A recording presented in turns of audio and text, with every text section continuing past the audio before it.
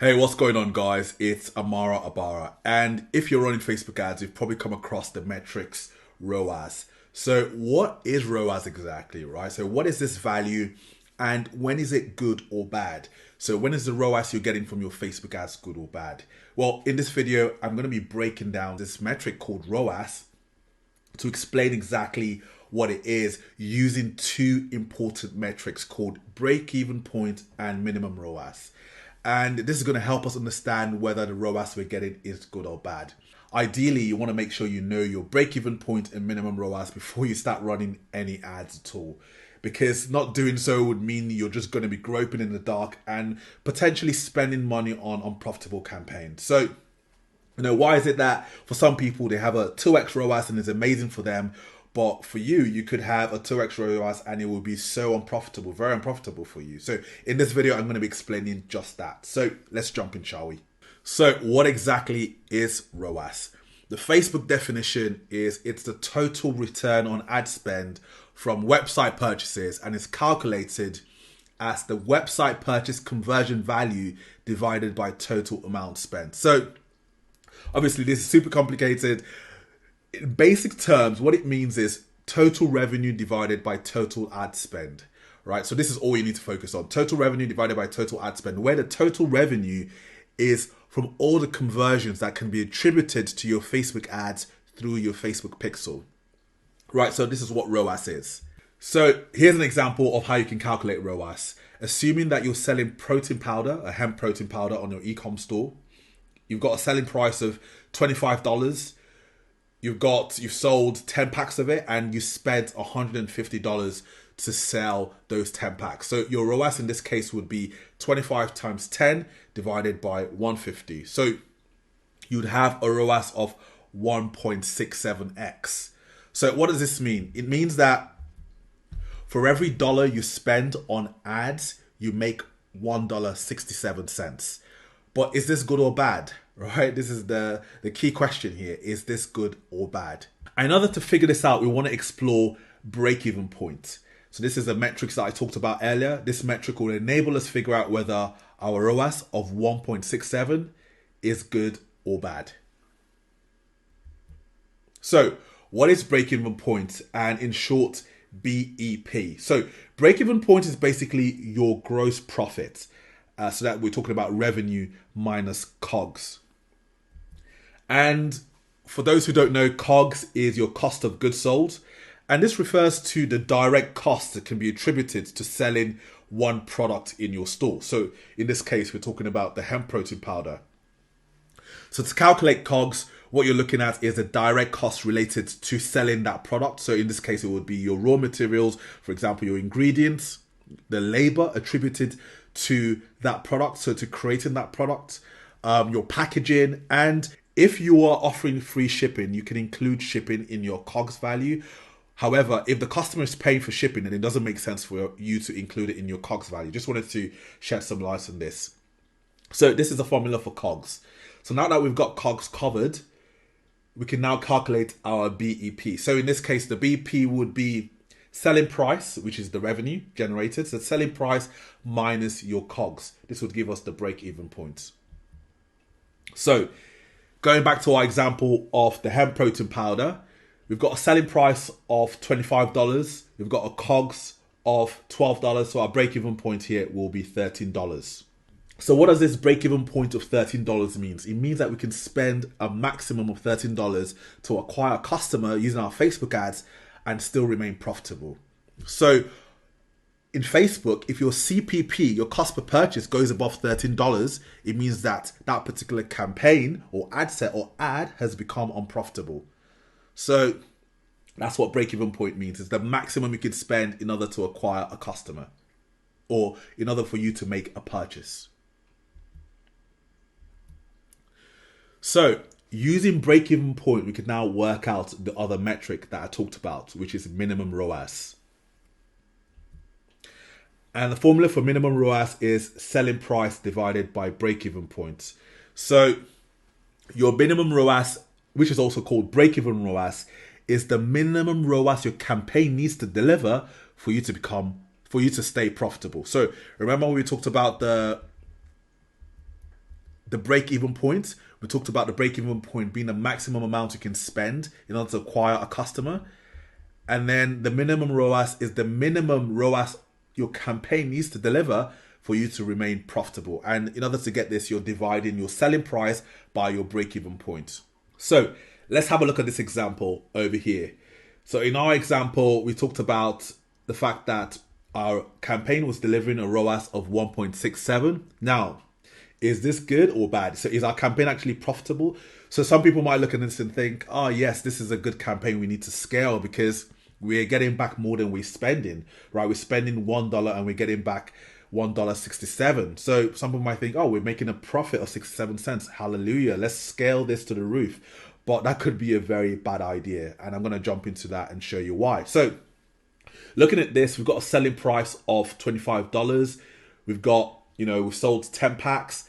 We spent a total of $150 in order to do that. So our ROAS would be 1.67. However, our break-even point here is $13, which is 25 minus 12.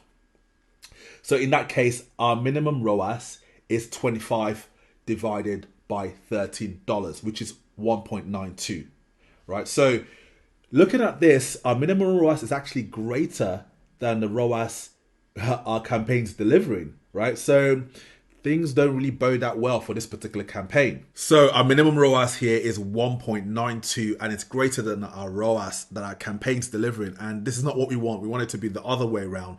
We want our ROAS to be greater than our minimum ROAS. So for every single pack we're going to be selling here, we're going to be losing $2, right? So we've got a selling price, which is $25.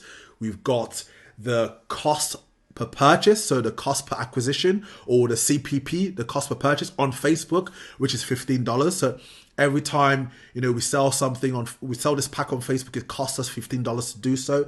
And then the COGS, which is the direct cost attributed to selling this product, which is $12. So once we plug in all the numbers, the selling price minus our cost per acquisition or cost per purchase minus our COGS, we get minus $2. So we lose $2 every time we sell a pack, which isn't good. Now you're probably thinking, well, okay, I didn't know this and I've already started running Facebook ads. So I'm a bit screwed. What am I going to do if I've already started running Facebook ads and I didn't know anything about my minimum ROAS and break-even point? So not to worry. If you're in a situation where your minimum ROAS is already greater than your ROAS, there are a couple of things you can do. So there are two levers you can pull. One lever is reducing your break-even point, right? And you can do this by either increasing your selling price or reducing your COGS. So you can increase the selling price of your product, or you can reduce the COGS by a couple things. You could renegotiate terms with your supplier. So let's say, for example, you've got a supplier that's producing the product for you, and you've got a cost price for that product and some minimum order quantities. You can renegotiate terms so that your COGS are reduced, or you could optimize or make sure that your operations are streamlined. So you optimize your operations to reduce the cost associated to creating one product, right, or a product. So those are a couple of things you could do. Or you could increase your ROAS by improving the performance of your Facebook ads, right? So you could do that by improving the performance of your Facebook ads, strengthening your offer and optimizing your landing page for more conversion. So these are the things you could do. You could either reduce your BEP or increase your ROAS. Let's say you've already started running ads and you think, holy shit, like my minimum ROAS is greater than my ROAS. So one thing you could do is decrease your BEP, and this example is going to show you how that would look. So for example, if you decided to reduce your COGS, for example, we had a COGS at 13 before, and now, so we had a COGS at 12 rather. So if we're going to go back to our previous example, you can see we had COGS at 12. We had COGS at 12. So let's say we reduce that by $3. So we take it down to 9. So we've reduced our COGS by $3. We've made our operations a lot more efficient. Maybe we've renegotiated terms with our supplier in order to reduce our COGS. Now, in this example, you can see that by reducing the COGS, the BEP has gone up by $3, right? So before it was $13, now it's $16. It means that we can spend a maximum of $16 in our ads to acquire a customer or make a purchase. So that gives it a little bit more flexibility. And in this case, the minimum ROAS goes down to 1.56. So it was 1.92 before. Now it's gone down to 1.56. So in this case, what we have here is a ROAS that's greater than our minimum ROAS. And because of that, we've become profitable, right? Now, another example where you want to improve your conversions, right? You want to improve your ROAS, rather, to become profitable. So in this case, if you want to improve this should say improve your ROAS to become profitable. One of the things you could do is you could improve your conversions, right? So perhaps you could work on your ads to improve the click-through rate, or you could improve your landing page to increase conversions. And in either case, let's say, for example, you've worked on your landing page to increase conversions, and rather than just selling 10 packs, now using the same ad spend, you're selling 12 packs, right?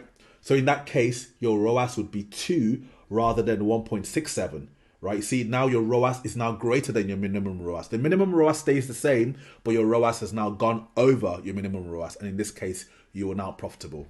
So the two most important takeaways here are: make sure you check the values of your break-even point and minimum ROAS before you start running any ads. And just have these formulas handy. If you'd like, you can jot them down somewhere so that you can have them ready whenever you need them, right? So make sure you're aware of this and just keep an eye on your campaigns to make sure that the ROAS is delivering. It's always above the minimum ROAS for your particular product. So we talked about a few things you can do if you wanted to increase your ROAS to make sure that it's above your minimum ROAS. And there should be a link on the top right somewhere here to a video that I created to share a model I built for optimizing your ROAS, right? So I built a Google Sheets model that would help you optimize your ROAS to ensure that your ROAS is above your minimum ROAS. So if you're interested, click over and there should be a free download to that Google Sheet so you can use it to plug in the numbers of your campaign and see where you can optimize it. All right, guys, if you'd like more in-depth videos like this on how to improve your Facebook ads and your e-commerce performance, do consider subscribing. And until next time, take care.